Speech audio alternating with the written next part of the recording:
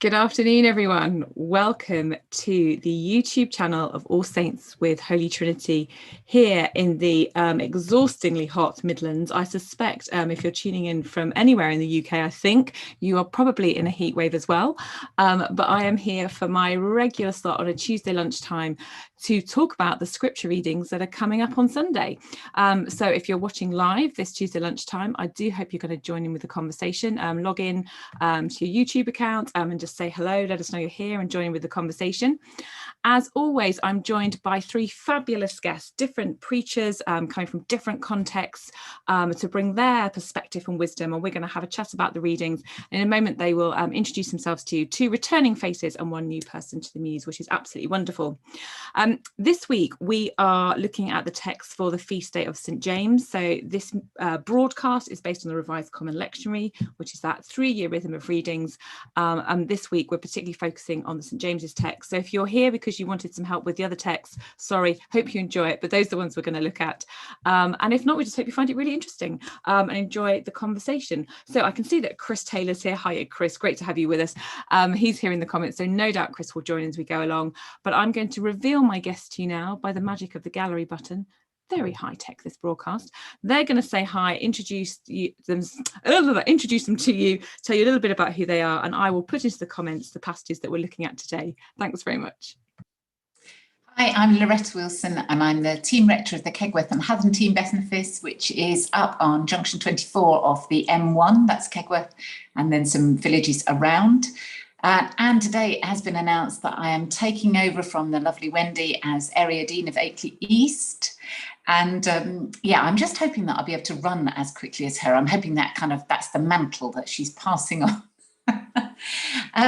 Wendy's asked us to say how we're keeping cool, and it just made me think actually cool as in temperature and cool as in sane, and they both coincide a bit for me. So I am now trying to exercise super early in the morning. So I went out for a bike ride at 6:30 this morning when it was still not quite as warm as this. So that's my top tip for keeping cool. Go out early, enjoy the bike ride in the early morning. I'm Oliver Cross. I'm rector of All Saints Church in Northampton, just down by junction 16 of the M1.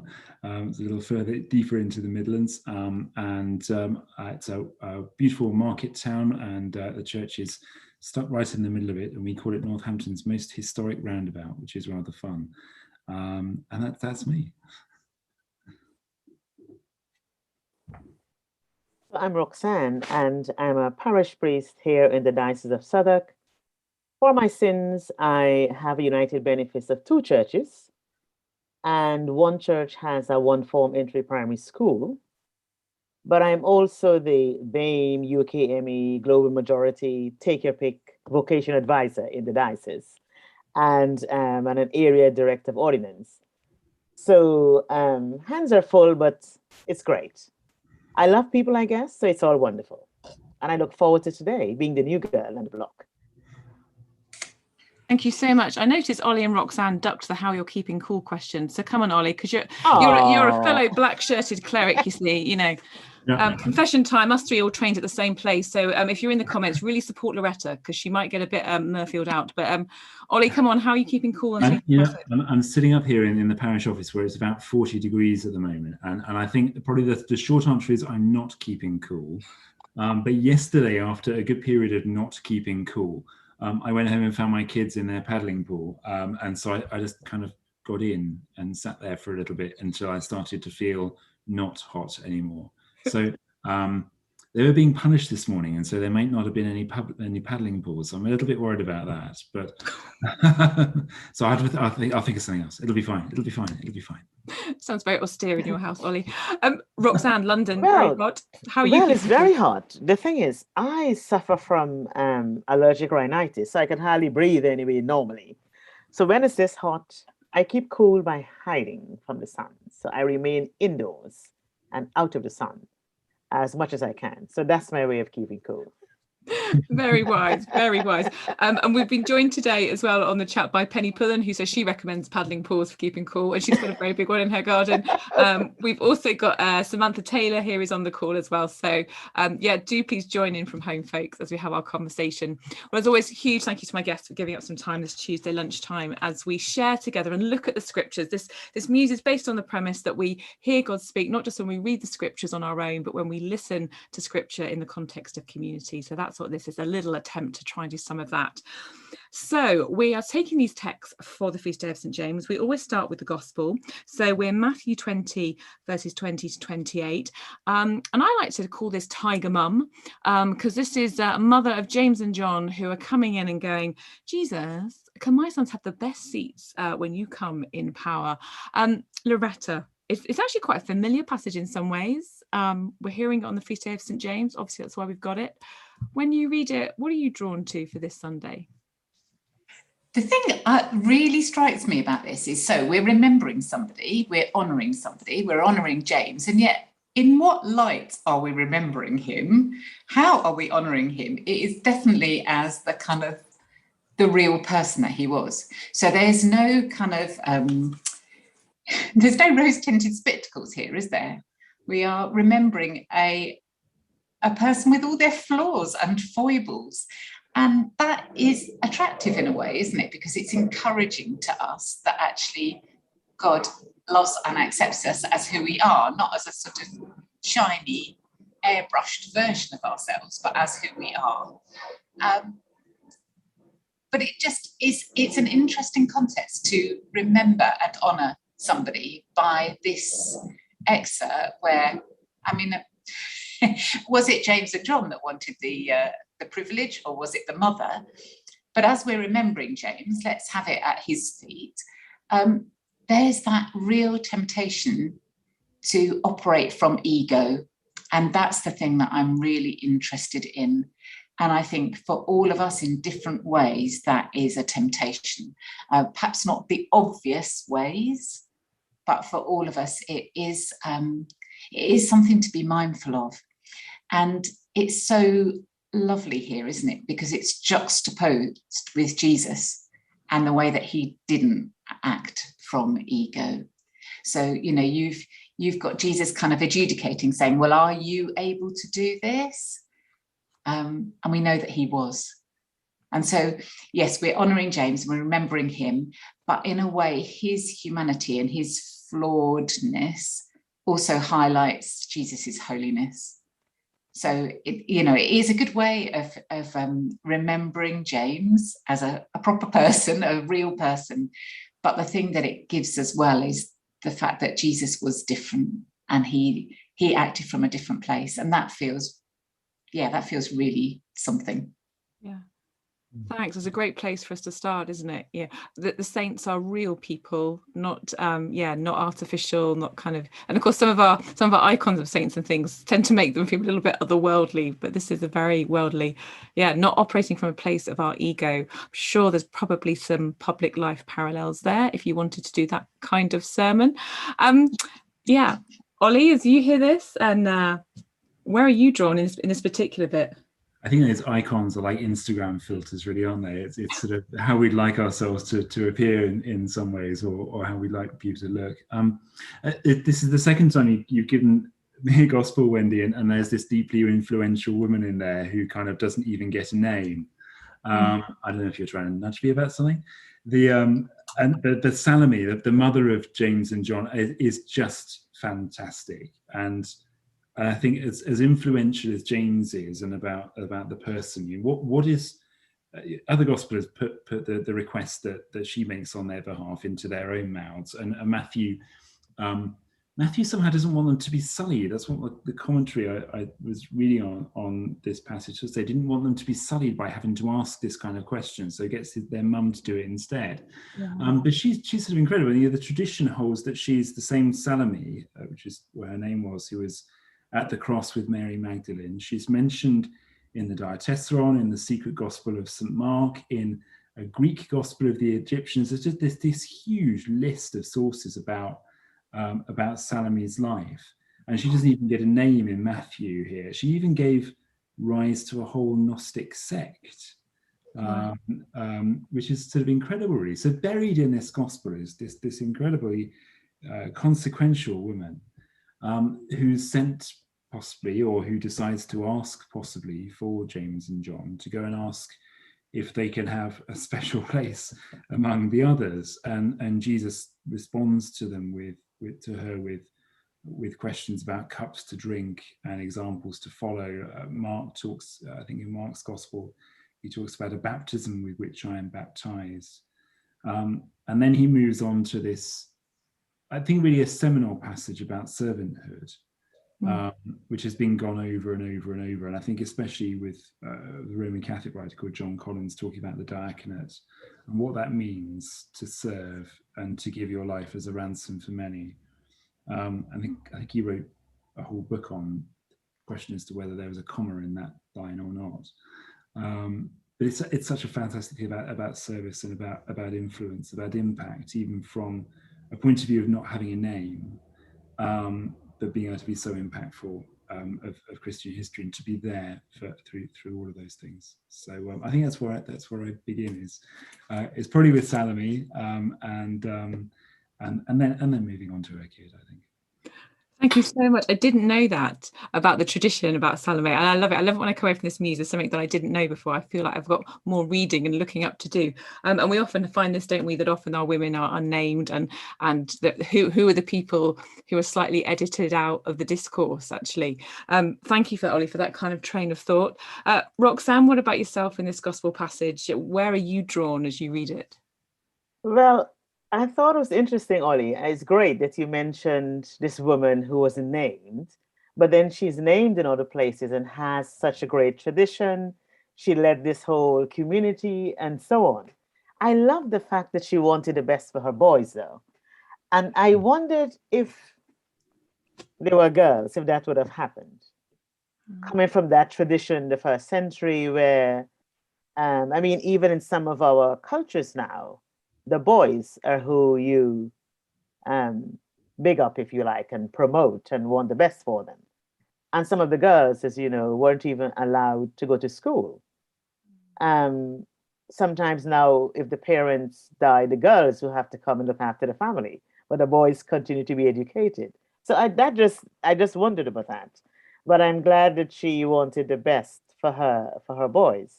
And the other thing that the passage reminded me of, I did this pilgrimage, Compostela, and of course it's James the Great.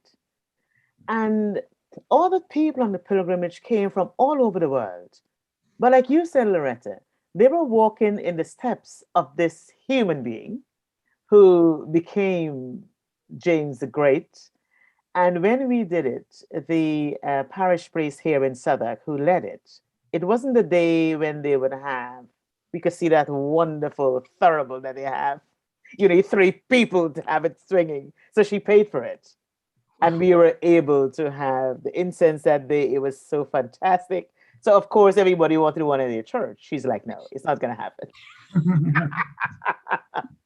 But I remember the pilgrimage, because the pilgrimage is one's own.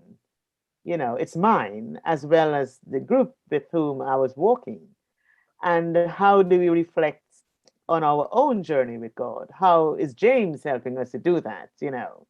And ending up there at this place, you know, James the Great, remember this story.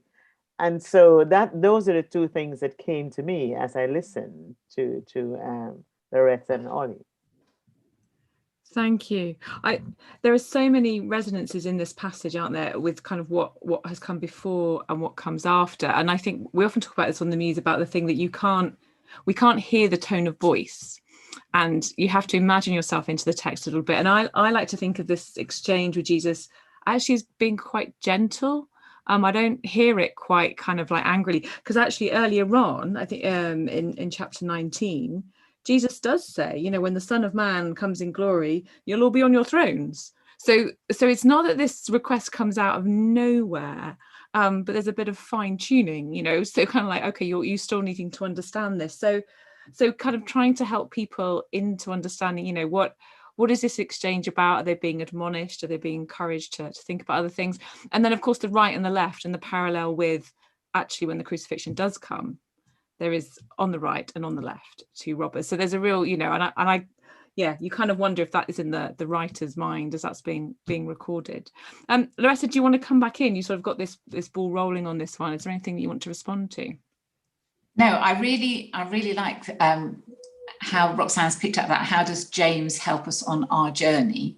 Because I think that's just spelling that out is a really helpful thing to invite people to do, to actually to make that connection in a sort of deliberate way. Yeah, really like that. Yeah. Thank you. I mean, we've touched on the, I can never pronounce it, but on the pilgrimage, the what's it, the compo doody da, that one.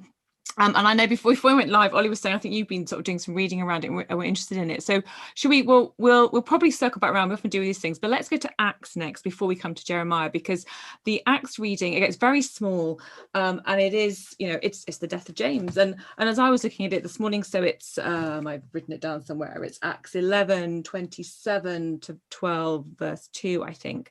And you'd be forgiven for kind of like skipping over it, because really it's about Peter, actually, the bigger text, and then in there, and James gets put to death by the sword. Ollie, you were just going to kick us off with this particular text. How, as you read it, and as you read it in the light of a feast day about St. James, where are you drawn to in it? It's unmistakably about origins and endings, isn't it? And this almost sort of throwaway line about Agabus standing up and predicting. And these are prophets coming down from Jerusalem. So prophecy comes from Jerusalem. That's where the origin of these things are. And then overlaid on that is the life of James, which comes from somewhere, but his life's end is to be in martyrdom and in the sword.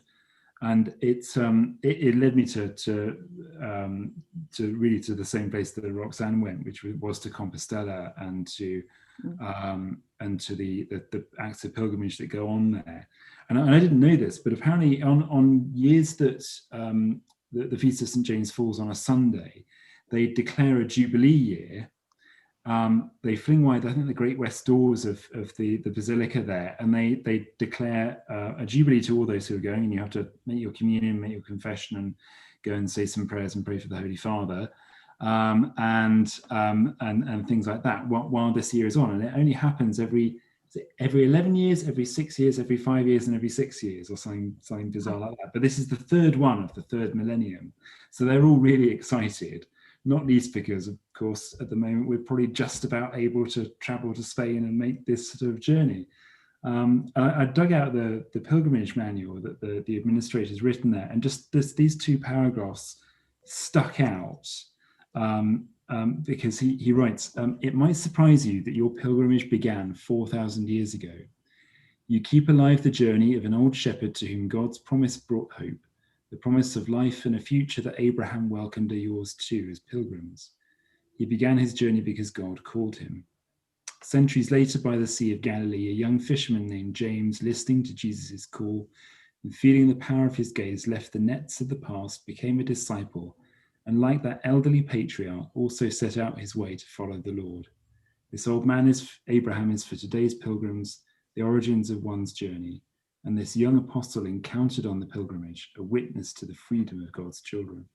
So as I'm baptizing this Sunday, that's what I'm going to say to them. You know, it's just such a brilliant thing. So it attests to the power of pilgrimage to describe in a contained way the whole of the Christian life, and that is its origins in a promise once made, and its ending in our reconciliation with God. And I think it's impossible to read James without thinking of Santiago, and I think just those words of a pilgrim people or a people who have always welcomed pilgrims are just incredibly powerful, incredibly evocative of the Christian life, and of an experience that you're going to do once and that might shape your entire life. I think it did for Roxanne. So. Thank you. I'm very I guess we've been thinking a lot about that. I mean, we always think about it, I guess, but you know, the COVID time and our walk with the Lord and all those things. I mean, there's lots of resonances for us in this current season. Roxanne, when you did the pilgrimage, and even as you look at the Acts text now, is that martyrdom of James, was that particularly key as part of that pilgrimage, as opposed to just the apostle, but this bit of losing his life by the sword? Some of that was, and in relation to that, the cost of discipleship, you know, how costly it could be.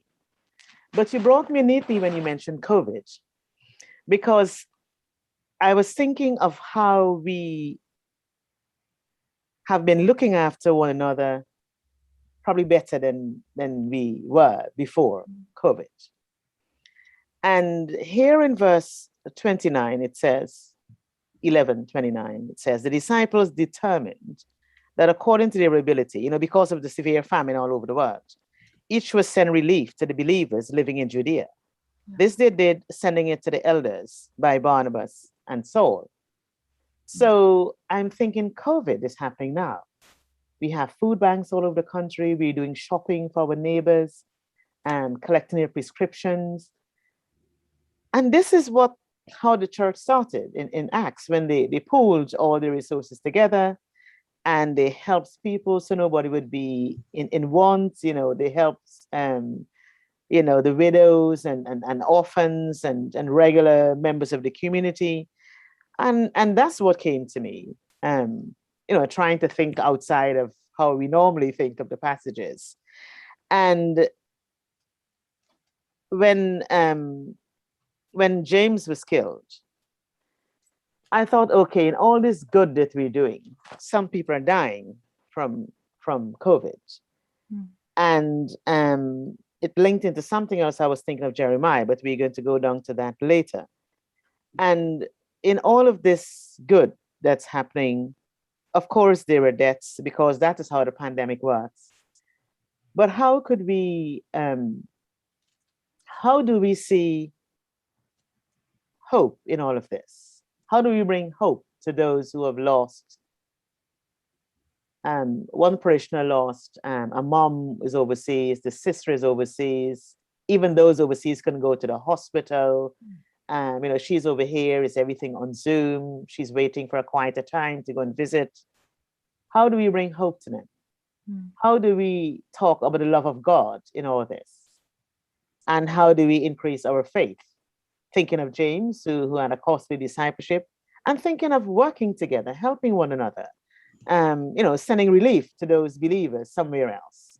And the non-believers, of course, because we know how our parish works. People don't have to come to church. They live in the parish and we look after them anyway. So those are the sort of things.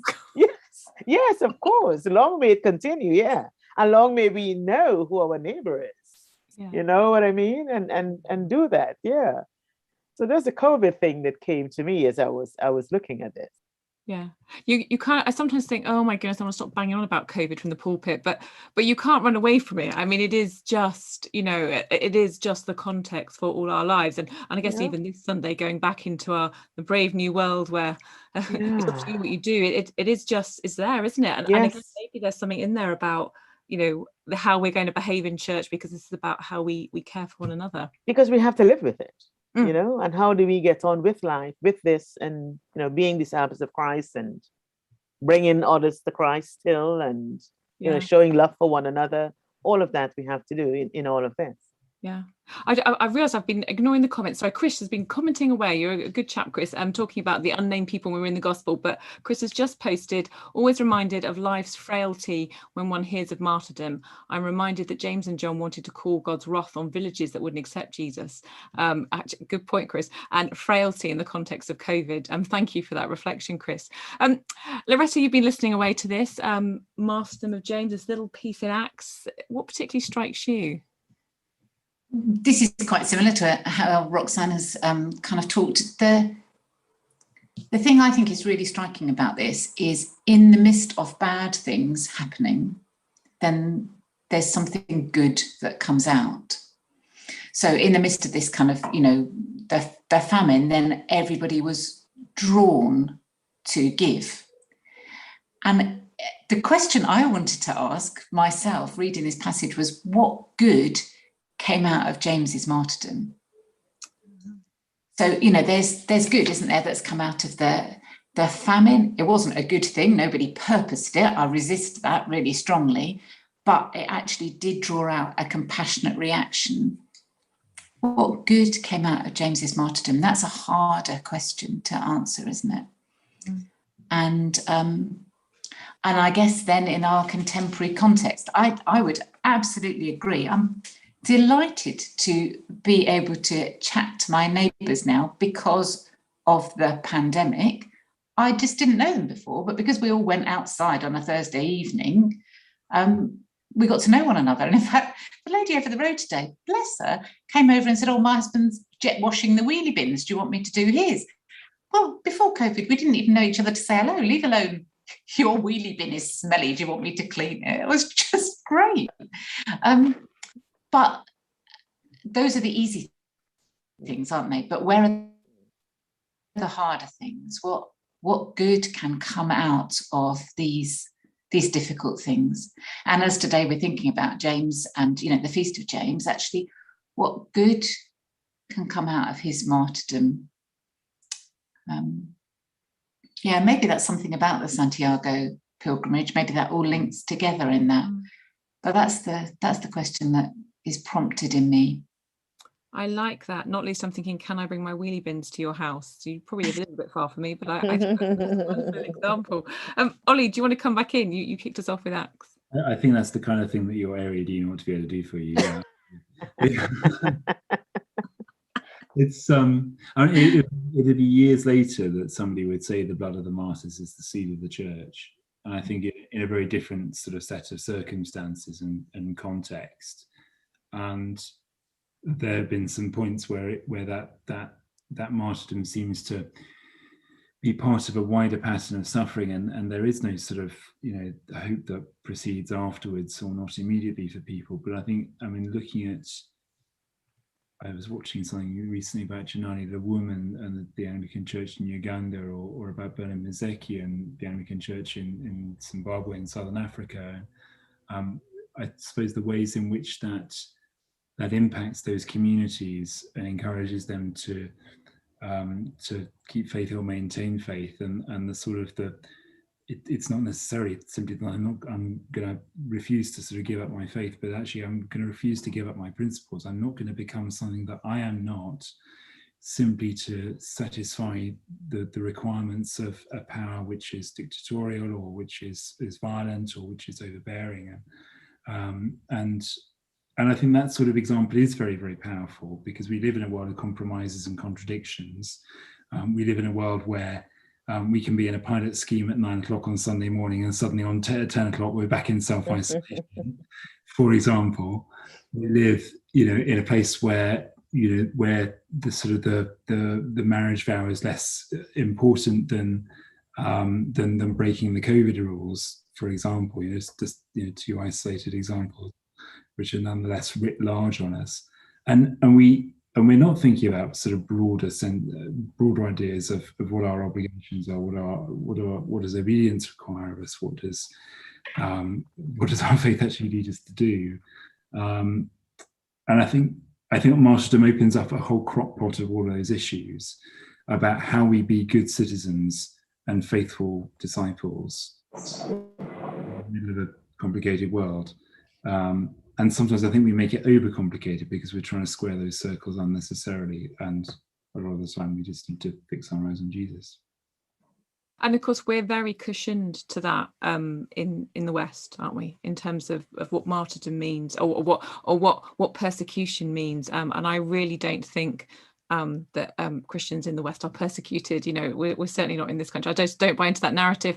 But, you know, globally, and we were so fortunate in this diocese to have, up until very recently, the now Bishop of Chelmsford was our suffragan bishop, Francis Takani, and her witness and testimony of the Persian church, of the church in Iran, and listening to her speak and preach over these last few years about what that really means to witness to Christ in a context where you really can lose your life. And we don't, I've never experienced that. I mean, I got bullied at school for wearing Jesus loves you badges on my tie, but I'm not sure that's really the same thing. But I wonder if there's a helpful sermon to help explore people think, the cost of discipleship. We do sort of talk about those issues in the same way, don't we? When we talk about persecution, we talk about apathy and indifference, in sort of the same paragraph. And I think some of these feelings are relative, aren't they? That actually, if the worst thing you felt at school is being bullied because you're a Christian, that's going to have a very deep impact on you. Now, you're going to be able to look at somebody in a country where they're actively and violently persecuted for being culturally Christian, in the way that that Hitler looked at bloodlines when he was persecuting Jews, or Idi Amin did that with Indian families. It's gonna feel like the biggest thing in the world if you're a 13-year-old having I was going to say a naughty word there, kicked out of you because you happen to go to church. It's deeply consequential, I think. Yeah. I think I would be tempted to even take the passage back a little bit, because I noticed, just the verse before, it is the disciples were called Christians first at Antioch, and I think I might play with that and explore that a little bit. Let's, as the time ticks on, let's come to Jeremiah, and if we want to revisit these themes, that these may all pull round together. Just as an aside, Penny says there was a priest on Twitter who used a wheelie bin in a wedding sermon. Thank you for that, Penny. Interesting aside there. So to map in with these readings, the Old Testament text, the Hebrew text, is a little bit from Jeremiah 45, 1-5, bit miserable. Roxanne, when you read this, where do you go with this? So Chris, you mentioned that these sons of thunder, and I thought, there we go, from the sons of thunder to Jeremiah, who is a prophet on fire, right? He always is. And here he is dictating these, woes to Baruch. And then again, thinking with COVID, the last section of the last verse, the end of verse 5, says, let's start from, let's do the whole thing. And do you seek great things for yourself? Do not seek them. For I'm going to bring disaster upon all flesh, says the Lord. But I will give you your life as a prize of war in every place to which you may go. And I wondered how difficult it is to hear that now in our time. So there's a pandemic, and Jeremiah is bringing all this on Baruch. He's talking to, isn't he? And disaster is going to be everywhere. So his life is a prize of war. And you hear people saying now, could I have done anything else? Should I have gone to see my mom anyway? Because now she died, I couldn't see her, with COVID restrictions. And I survived. Someone else died. So is that my prize for fighting? And I thought that could be really difficult to hear on Sunday, because it is a disaster, this COVID. I have an acquaintance who died yesterday. He didn't believe in it. He's not having any vaccines. It's a myth. He got COVID in the hospital and ventilators, died. Wow. So, how do I make that redemptive to other people? I say, well, you listen to what he said and look what happened. I don't know if he had taken everything, he would not have died too. But did he miss the opportunity to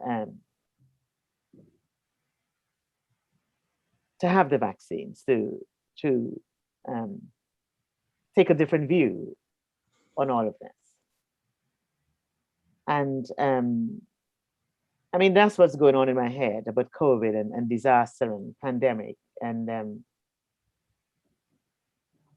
are the survivors winners? Are they the prizes of the war from all of this disaster and this pandemic?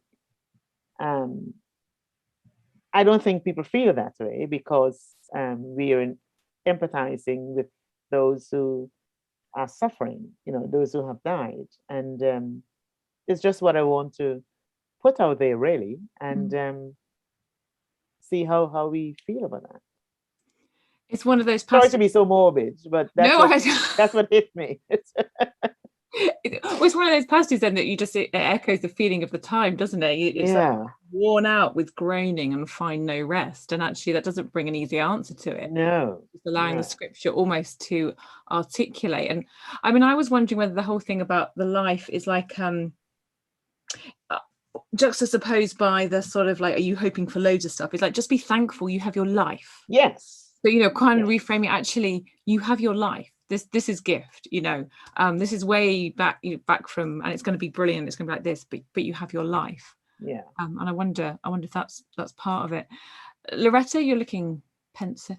I think those are all really good points, but I think the thing that I wanted to kind of link with this was this whole thing about James, or his mum, wanted stuff for himself. And this is what this is saying, isn't it? Do you think great things for yourself? Seek them not.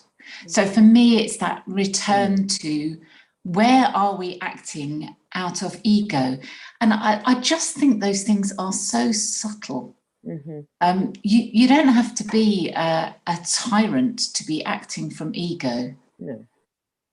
Most of us are tempted to go that way. And there's something about we want to be seen to do good. There's something about that that's quite tempting.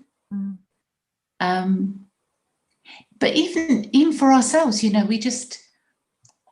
want to be successful as a Christian, whatever that looks like. There are lots of things, aren't there? They can be quite subtle, but for me, this Feast of James just gives an opportunity for us to think a little bit about that. Actually, how do I act in ways that suit me? And that does tie in with the contemporary context. Actually, what can I do for other people in the COVID context that's not about me, that's not about looking good? That is just a good thing. So that's where I would go with it. Well, Chris says in the comments, good thinking, Letty. So, well done. You got a gold star. Got a gold star from the comments. Ollie, what about you and the Jeremiah text? Is it helpful to thinking about James? You can kind of see where the lectionary writers are going when they chose this passage, really, can't you? Because I think it relates very easily to the gospel, and then tucked into there is the New Testament passage. I suppose there's something about surviving and thriving there, that actually, if you're left with just your life and a heartbeat, is that going to be enough for you? And I'm under puzzle over whether COVID constitutes a disaster on all flesh, really, because I think the impact has been marked and has been global, but whether it has been on all flesh or not, I think is possibly what counts as that? What does it have to make marks in your flesh? Do you have to sort of lose limbs, or something like that? What is the thing there? And I think for many people, life has become more complicated, but fundamentally it hasn't sort of undergone radical change. And we're now in that sort of strange situation where, do we want normal to come back? Do we want this new normal that we've kind of gotten to? Or are we trying, probably quite feverishly now, we get to this stage of things, to get to the normal that we actually want and that we actually need here? And that possibly tells us how much impact on all flesh that this has realistically had. And I don't know, I'm thinking about people whose lives have been very, very different during the pandemic, compared to people whose lives have really carried on with the same activity, but perhaps even more of it, and even more complicated, because it's been restricted and because they've been told that they have to do certain things in certain ways. And the ways in which we've processed the impact on us, as in terms of loss of liberty, in terms of loss of society, in terms of loss of family members, in terms of bereavement, which is not a bereavement, I don't think, is a universal experience of this pandemic. Just about. Lots of people know people who have died through the pandemic, but I don't have a family member who's died in the pandemic. And so that universal experience is perhaps sort of not felt there. So there is diverseness. There is real questioning over what a new normal looks like, and there's real question about what a future ought to feel like as we ease out of it. So I think there's lots of questions there. Is the destruction half done? Is there more of the destruction of all flesh to come? I think we possibly need to be prepared for that, not least as we talk about climate change and shift. And I suppose, what is the Spirit saying to the churches? Or what are the lectionary writers saying to the church? What is the Spirit saying via the lectionary writers? Yeah. Perfect. Yeah. That's the one. That's what I'm. Roxanne, do you want to respond? You kicked us off with Jeremiah. Was there anything else you wanted to throw into the mix? All you mentioned about climate change, and I was thinking of that too. Loretta, you said about what do you seek for yourself, and don't seek them because I'm going to bring disaster. Yeah. And I remember my dad saying that nothing good lasts forever, but nothing bad either.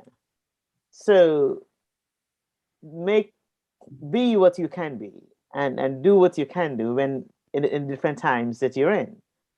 And so do not seek great things for yourself, because we're in a good place now, and then tomorrow something is kicking off. And so we saw and we read and we heard about the fires in Canada. And I thought, how strange. That place has snow in the summer, And there was this volcano in St. Vincent that caused so much disruption in the other islands.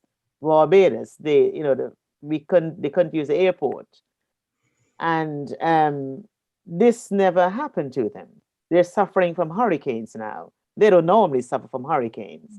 Guyana, there was lots of flooding all over the place. And Ollie, you said we have to be prepared for more disaster. Is this the end? Is more coming? And is it because we are not looking after our world very well, on the climate change question? And how are we looking after one another? How are we preparing for not being in this world as well, as we think of James and we think of the course of discipleship? How are we preparing ourselves for when our time comes to pass from here? It's the rest that I would like to say. Thank you. Well, that takes us really nicely up to just before 1 o'clock. And I always kind of wrap up our conversations by asking my guests just to say, okay, we've ruminated a bit. We've thought about these readings. What kind of sermon is brewing for you if you are preaching on these on Sunday? And if you're not, just an imaginary exercise. So Loretta, are you preaching on Sunday? I suspect you might not be preaching on St. James, but if you were... Actually, I've done an Ollie and I've switched things around. So we are going to be looking at James. Having looked at these passages, I thought there's so much here that can help us in our pilgrimage. So yeah, I think I might go with Ollie's Survive or Thrive. I think I might start from there and then talk about actually what is good for us, not necessarily what we want. And then that whole James and what he thought he wanted and then what he got and where the goodness comes. Yeah.